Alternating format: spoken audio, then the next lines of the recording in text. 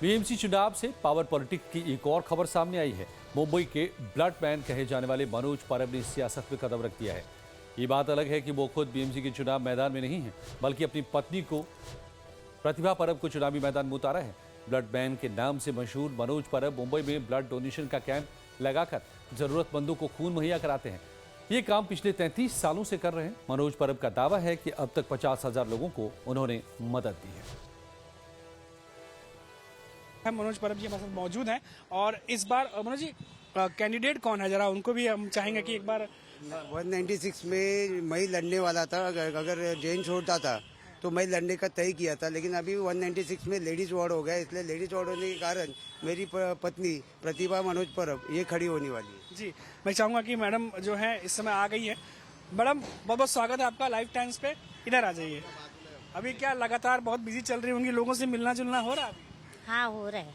क्या मैडम लोग से क्या बातचीत हो रहा है, लोगों की लोग क्या शिकायतें करते हैं, क्या डिमांड करते हैं और आप उन्हें क्या बोल रहे हो अगर आप जाते हो जब लोगों से मिलने?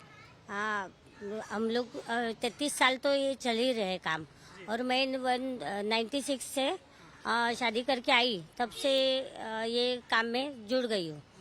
पहले मुझे नया नया लगता था, कुछ अजीब लगता था, लेकिन अभी अच्छा लगता है ये सब काम करने में, क्योंकि ब्लड कार्ड वगैरह लिखने के लिए मुझे कोई भी आते हैं तो मैं लिख के देती हूँ हॉस्पिटल का सब। जाहिर है समाज सेवा के बाद अपनी ताकत बढ़ाने के लिए सियासत की ओर कदम बढ़ाया। खास बात यह है कि मनोज परब की पत्नी प्रतिभा परब शिवसेना के गढ़ वर्ली के वार्ड नंबर 186 से निर्दलीय प्रत्याशी के रूप में ताल ठोक रही हैं। मनोज परब का दावा है कि जीत मेरी पत्नी की होगी। बता दें कि वार्ड नंबर 196 महिलाओं के लिए आरक्षित है। लाइव टाइम संवाददाता मनीष सिंह ने वार्ड नंबर 196 का जायजा लिया और जाना कि क्या कह रहे हैं मतदाता। तो इन्होंने सबको हेल्प किया है। आधी रात को 2 बजे 4 बजे जब भी किसी को हॉस्पिटल की जरूरत पड़ी है, लोगों ने किसी पक्ष के पदाधिकारी के पास जाने से पहले मनोज परब को फोन किया। डेवलपमेंट की बात है जो वर्ली में सिद्धार्थ नगर प्रेम नगर, ये बहुत सालों से रखा हुआ प्रोजेक्ट है। पिछले 23 सालों से लोगों की आशा है कि ये जल्द से जल्द हो। कितने साल से अटका? 23 साल से वार्ड का और वर्ली विभाग का यही प्रोजेक्ट जो है यही बचा हुआ है। सबसे पहला प्रोजेक्ट वर्ली का, और आखिर तक अभी तक उसका कुछ भी काम हुआ नहीं है। कम से कम 3,500 घर है वहाँ पे। सबसे बड़ा सवाल यह है कि वार्ड नंबर 196 के मतदाता ब्लड मैन की प्रतिभा पर वोट की चोट से बीएमसी पहुंचाएगी या फिर परंपरागत दावेदार शिवसेना के प्रत्याशी पर भरोसा जताएगी। ये देखना दिलचस्प होगा।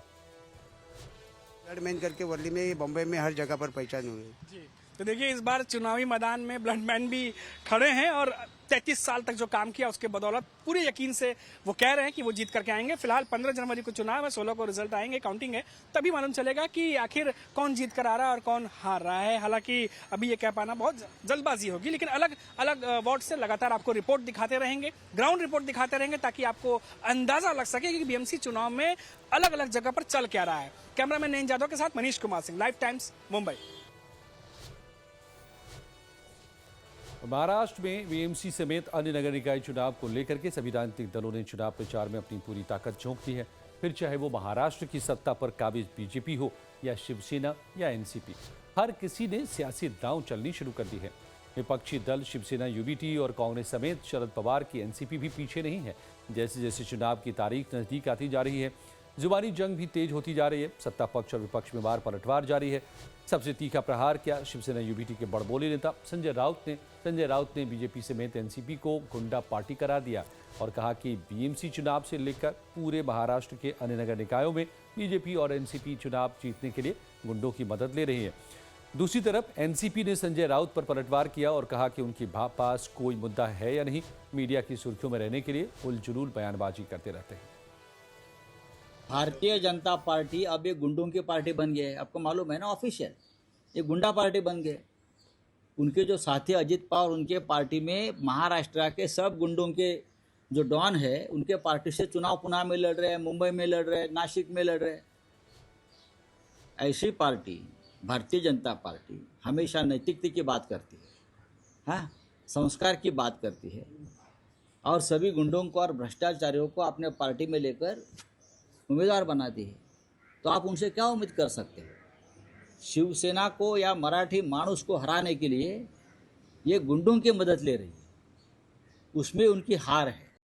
बहुत टाइम के बाद इलेक्शन होने जा रहे हैं और जहां तक बात रही अजीत पवार जी की या इवन देवेंद्र फडणवीस जी की या दूसरे उप मुख्यमंत्री जो है एकनाथ शिंदे जी की, ये लोग जो है जो टिकट देने वाले हैं या सीट जिनको भी दे रहे हैं बहुत सोच समझ के दे रहे हैं, जिन्होंने ग्राउंड लेवल पे काम किया है, जो आते हुए टाइम में सरकार में बदलाव लाने की ताकत रखते हैं। और वो तो at the end of the day Janata decide करेगी कि कौन जीत के आएगा और कौन नहीं।